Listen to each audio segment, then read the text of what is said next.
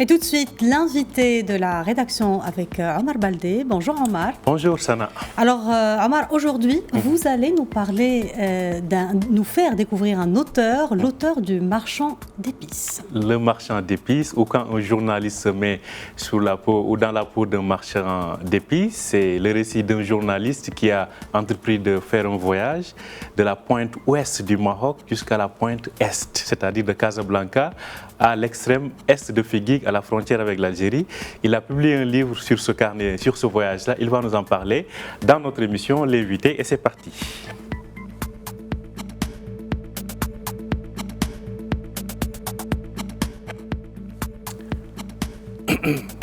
Alors bonjour et bienvenue sur Média TV, un journaliste dans la peau d'un marchand d'épices, ou plutôt un voyageur solitaire qui parcourt 900 km à pied pour relier Casablanca à Figuig, toujours avec un seul objectif, découvrir et faire découvrir la richesse du patrimoine culturel et les traditions marocaines et ses beaux paysages à couper le souffle. Une expérience rare racontée dans un carnet de voyage intitulé Le Marchand d'épices, l'auteur du Marchand d'épices qui n'est autre que le journaliste Hicham Aïtelmouh, que nous avons le plaisir de recevoir ce matin en tant qu'invité en direct avec nous depuis Casablanca. Bonjour et bienvenue à vous, Hicham Aïtelmouh.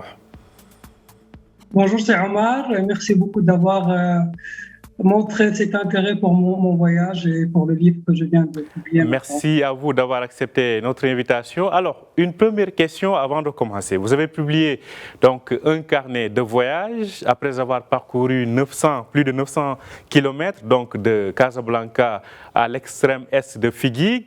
Alors, avant de parler de votre livre, Hicham Aïtelmouh, d'où vous est venu cet amour, cette passion de voyager tout seul, soit à vélo ou bien à pied? Au fait, ça remonte à mon enfance. Avec la famille, on a vécu dans plusieurs villes au Maroc, et depuis ce temps-là, j'ai pris l'habitude de voyager. Et j'ai aussi remarqué l'importance de la nature et le déplacement dans ma vie. Donc, chaque fois que je me déplaçais, je découvrais d'autres choses, je rencontrais d'autres Marocains. Et ça m'a toujours réjoui de le faire. Donc, lorsque l'occasion s'est présentée, j'ai commencé à voyager à vélo. C'était exactement en 2019. Avant cela, il y avait aussi une pratique du sport régulière qui m'a permis, bien sûr, à un moment donné, de voyager à vélo, d'abord au Maroc, plusieurs reprises, parfois sur une longue période qui pouvait arriver jusqu'à un mois, et parfois ça ne durait qu'un week-end, 4 jours, une semaine, 2 semaines. Et j'ai pu un peu voyager à travers le Maroc, j'ai visité le Rif, j'ai visité à vélo, je veux dire, parce que j'avais déjà visité le Rif en voiture ou en transport public. J'ai visité la province de Figuig, c'est une province que j'aime beaucoup, et c'est pour cela que j'avais décidé par la suite, lorsque j'avais décidé de voyager à pied, en courant plutôt, de partir de Casablanca jusqu'à Figuig. Donc je reviens en voyage à vélo, Je suis parti au sud, je suis partout, et chaque fois, même les petits voyages de 2-3 jours me permettaient de découvrir d'autres choses. Même les endroits que j'avais visités auparavant, je le revisitais, je revisitais d'autres, je les revisitais d'une manière nouvelle. Et donc, donc vous avez la passion du voyage dans l'âme, et cette passion, donc vous l'avez, comme vous le dites, eu à la faire exprimer à plusieurs fois. Cette fois-ci, ce que vous avez vécu, vous avez décidé de le raconter dans un carnet de voyage, donc dans Le Marchand d'épices. Alors, est-ce un journaliste dans la peau d'un marchand d'épices, ou qu'est-ce qui explique ce titre, Le Marchand d'épices? En fait, le marchand d'épices, c'est le nom que m'a donné ma propre mère, la maman, quand je suis rentré de ce voyage. Je lui ai expliqué, je lui ai précisé que j'avais voyagé cette fois-ci à pied, en courant, avec une petite poussette, et non à vélo comme d'habitude. Donc elle m'a dit, comme un attar, c'est très bien qu'un attar, un marchand d'épices chez nous, il y a très longtemps, il se baladait entre les villages et entre les douars avec une ânesse ou un âne chargé. Donc, elle m'a comparé à un marchand d'épices qui faisait le tour des douars. Et donc, quand j'ai écrit le carnet de voyage, parce que je l'écris à posteriori, donc j'ai pensé à ce titre qui résume un peu ce périple. Comme tu vois dans les images et les photos, je me baladais en fait avec une poussette chargée, une monture chargée que je poussais et qui ressemblait à ce attar, à ce marchand d'épices. Alors, durant votre voyage, Hicham Etelmouh, qu'est-ce que vous avez eu à découvrir et que vous nous racontez dans ce livre? D'abord, cette manière de voyager, de courir en totale autonomie, parce que j'étais accompagné, j'avais pris tout ce dont j'avais besoin, mon camping, l'équipement de cuisine, les affaires de rechange, l'eau, le ravitaillement. Donc c'était une manière assez spéciale. À vélo, c'est moins difficile parce qu'on a la possibilité de faire de plus longues distances. J'ai découvert des régions que j'ai visitées, mais je les ai découvert autrement. J'ai découvert d'autres régions que je n'ai jamais visitées, et surtout Sarhish, qui est comment dirais-je, l'arrivée, où j'ai découvert un paysage époustouflant, des gens qui m'ont accueilli comme un membre du Loir. Et puis, j'ai découvert aussi cette capacité de l'homme à surmonter les obstacles, et à courir en plein été, parce que le voyage s'est déroulé en mois d'août 2019, et j'étais parfois obligé de cheminer au milieu de la journée où la température parfois a dépassé 50 degrés. Et donc, j'ai découvert aussi cette capacité, cette force mentale que l'homme, de manière générale, peut acquérir afin de réaliser quelque chose qui est à la fois physique, mais aussi qui est mental. Alors, vous le dites, ce voyage ou votre manière de faire le voyage, en tout cas, met à l'épreuve, ou bien vous fait plutôt découvrir deux choses, c'est-à-dire la capacité d'endurance, mais aussi cette hospitalité du Maroc que vous avez eu à constater. Parlons d'abord des capacités d'endurance. Vous l'avez dit, c'est un voyage en pleine saison estivale, et par la suite, voilà, on sait que l'été c'est la chaleur, surtout que vous traversez des zones désertiques. Sur le plan individuel, qu'est-ce que vous en avez tiré en termes d'endurance? Tout d'abord, l'entraînement peut vous donner une base. Donc là, on parle vraiment sport. On peut vous donner une base sur laquelle vous pouvez construire quelque chose, mais c'est pas assez dans ce genre de voyage, parce qu'on n'a pas la capacité, ou plutôt la possibilité de récupérer d'abord ce qui est primordial. On n'a pas la possibilité de bien se ravitailler, de bien manger, de s'abreuvoir, de boire de l'eau.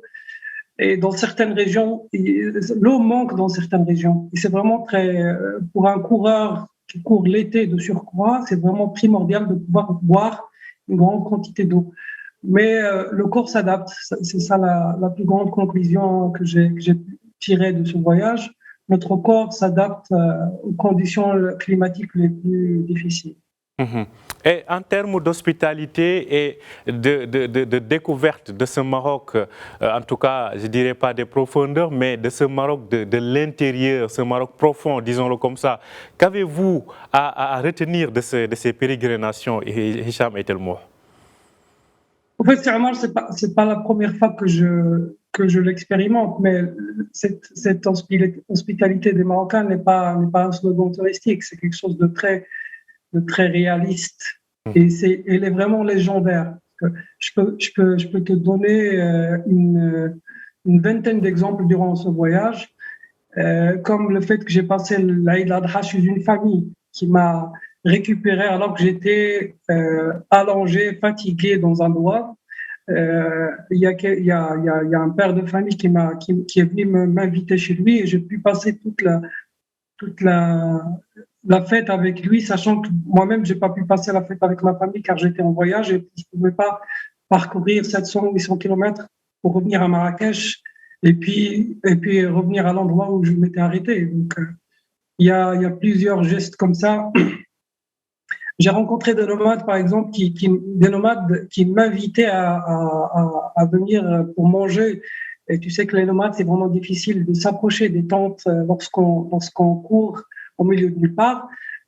Tout simplement parce qu'il n'y a que les femmes dans les tentes au cours de la journée. Ils ont peur quand ils voient un étranger. Donc, je ne m'approchais pas. Mais à plusieurs reprises, ce sont les nomades qui sont venus pour m'inviter chez eux. J'ai beaucoup d'exemples que je pourrais te raconter jusqu'à l'infini, parce que c'est pas la première fois que je l'ai expérimenté. Des exemples marquants. Alors, dans le livre, quels sont les principaux messages que vous avez voulu passer, Hicham Etelmou? Premièrement, cette richesse du Maroc, cette diversité du Maroc, et ça c'est un point sur lequel je souhaiterais m'arrêter un peu. D'abord, je voulais montrer la différence entre les grandes villes et les zones un peu méconnues du pays. Safish, par exemple, qui est situé au point le plus extrême à l'oriental du Maroc, est un cas particulier en ce qui concerne ce Maroc qu'on a tendance à oublier. Les gens, c'est un village très riche de par son histoire d'abord, parce que l'homme, de manière générale, s'y est installé depuis la nuit des temps, depuis la préhistoire. Il existe des gravures rupestres tout autour d'Orsarish.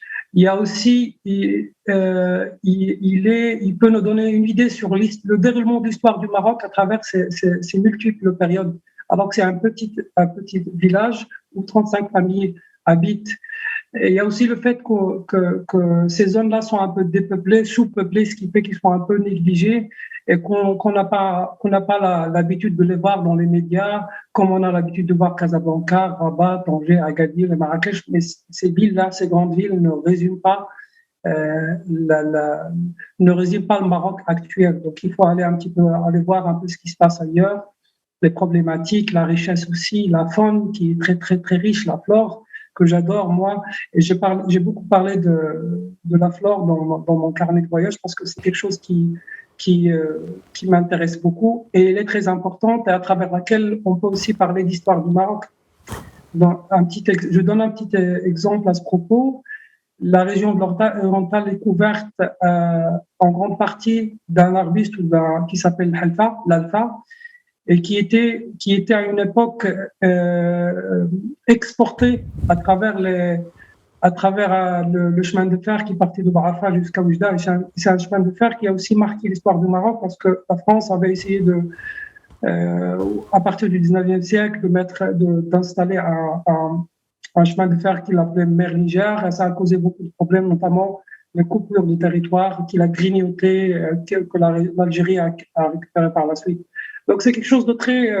Quand on passe là-bas, par exemple dans la province de Figuig que j'aime beaucoup et je profite de cette occasion pour saluer les gens de Figuig et d'Orsarish, on a l'impression qu'il n'y a rien, mais c'est tout à fait le contrôle. Il y a des squelettes de dinosaures qu'on a retrouvés dernièrement. Il y a le gaz qu'on a retrouvé aussi dernièrement à Tendrara. Il y a les nomades qui sont en train de se sédentariser et de s'installer, par exemple, à Bouarfa et à Tendrara, ce qui sera dommage de perdre un peu ce mode de vie qui est purement marocain.